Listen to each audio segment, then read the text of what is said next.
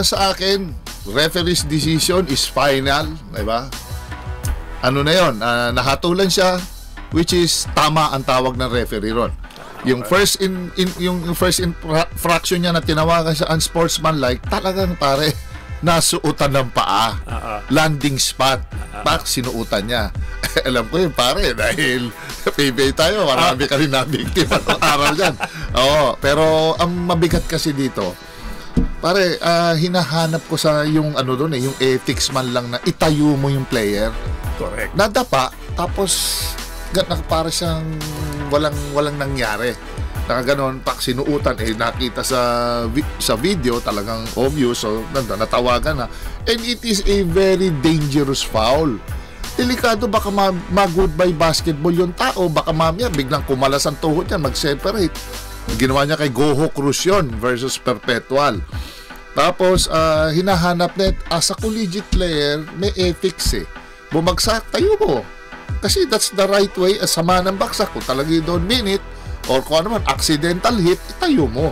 Kaso hindi niya ginawa. So, there's no acknowledgement sa parte niya sa akin, dun sa bata.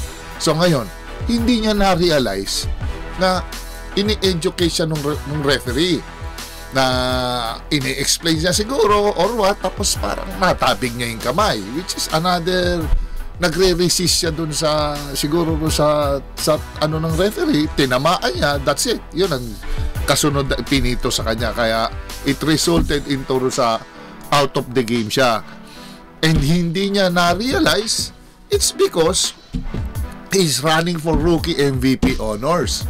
So, isang ganon, suspended ka, nawala yung lahat na parang naglahong parang bula.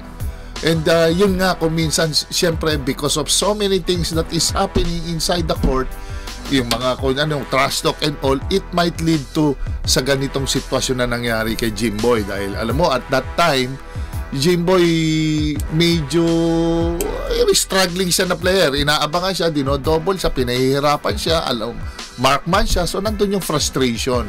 So makikita mo talaga na yan ang nakaresulta nitong inabot niya na umabot siya sa ganitong out of the game. So ngayon, it should serve as a lesson. Diba? Sa mga players na mga magko-compete, especially sa college, there's no room for that, lalo na sa college, yung mga ganyan medyo bad boy ang dating mo kasi nasa kolehiyo ka pa lang pagdating na ng pro siguro pare pwede ka mag-change ng persona mo dahil may for marketing purposes, pero ito collegiate pare wala.